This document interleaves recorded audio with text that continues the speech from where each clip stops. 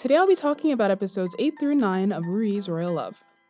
Though HaiLan is now safe in RuYi's palace, the incident at RuYi's palace has really messed her up. She's too terrified to leave her room, feeling like everyone is either laughing at her or out to get her. Yeah, why are people so shitty? RuYi tries to give her the confidence to move on, but in the end, she can only do so much. RuYi is called to the Emperor's palace, and I really like watching the maids in this scene. Having just heard HaiLan's little heart break, HaiLan's maid and Suoxin are clearly still bothered by it. But Aro is immediately like, ooh, the Emperor wants to comfort you after last night, ooh. After RuYi leaves, HaiLan sends her maid to check on the situation, worried that RuYi will get in trouble for helping her out the night before. RuYi gets to the palace and sees Li Yu outside kneeling on broken tile. After Li Yu helped Suoxin get a message to the Emperor, later we saw him being berated by eunuch Wang for going over his head. This is his punishment and it looks incredibly painful.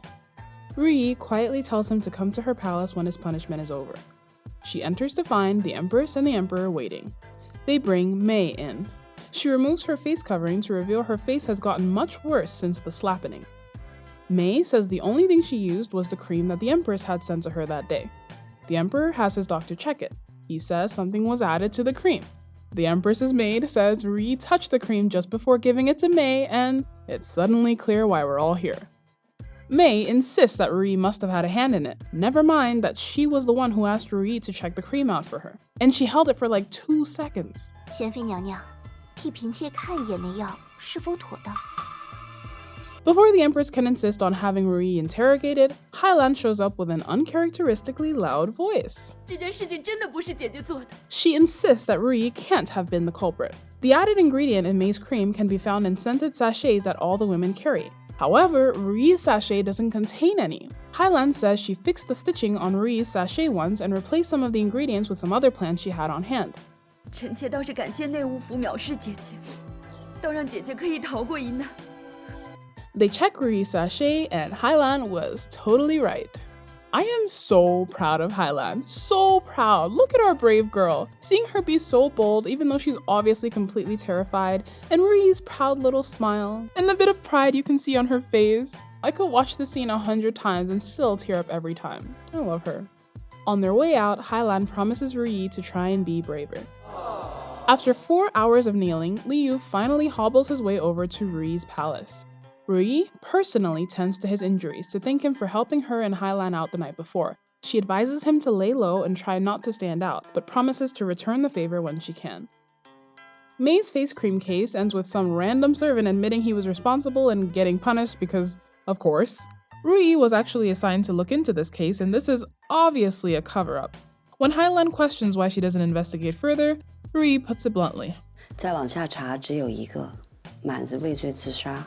So Mei actually did this all on her own under the Empress Dowager's direction. Mei is actually a spy of the Empress Dowager's, specifically sent to do the Empress Dowager's bidding and speak on her behalf, which explains a lot about how she got away with such a crazy attitude, not only as a new consort, but even back when she was a servant. Despite the clearly contrived plot, the Emperor doesn't punish Mei and goes back to seeing her regularly. Though the Emperor is enamored with Mei, his relationship with RuYi remains the strongest. He still spends most of his days and nights with her. It really is nice to see an emperor and consort that really, truly like each other with nothing else to it. He showers her with gifts and affection, which in turn gives everyone in her palace more standing. Aro in particular becomes cockier than ever. When RuYi gifts her and Suoxin with new dresses, she forces Suoxin to give her hers as well. RuYi finally takes notice of her shitty behavior. 奴婢想着，那些衣服太艳了，索性恐怕不会喜欢。你问过索性了吗？ 去把衣服还给索性。是。 This aspect of RuYi's personality I really don't like. She's easygoing to the point of negligence. Some things can't be solved with time, you have to actively address them. RuYi even says that she knows Aro must bully Suoxin when she's not looking, and then sees her bullying the other maids. 他就这性子。 No, do something about it. It's literally your job. Were you not just feeling sorry for Li Yu for being bullied by his superior, yet you allow that same kind of atmosphere in your palace? Come on, RuYi. The whole family goes to give New Year greetings to the Empress Dowager, so we get a nice look at all the kids.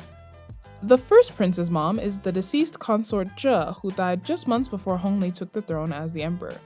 She died giving birth to the second princess, who also did not make it. The first princess, the empresses, also died young. The second prince and third princess are the empress's only living children, and third prince, just born, is Chun's. So that makes 3 princes and a princess. The Empress Dowager notices that the first prince has a cold and also seems to have lost some weight, but his maid says he simply doesn't have much of an appetite. When everyone is dismissed, the Empress Dowager has a chat with her son and the Empress.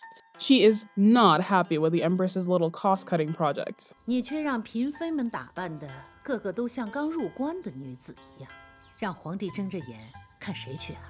太不上算了。 They're so ugly. That's why my son's not horny for them. Did you see Chun's eyebrows? And they smell. Let them buy some damn perfume. I like the little glances she's giving the emperor, like, are you gonna talk to your mom, or... Also, the emperor is still pretty annoyed with her for not handling the whole face cream fiasco better, so she's getting hit from both ends. Before you start feeling sorry for her though. Suoxin runs into the first prince, and after she gives him some food, he admits that his maids are mistreating him and barely let him eat. Suoxin leaves to report to RuYi, and poor first prince is left with his mean nanny.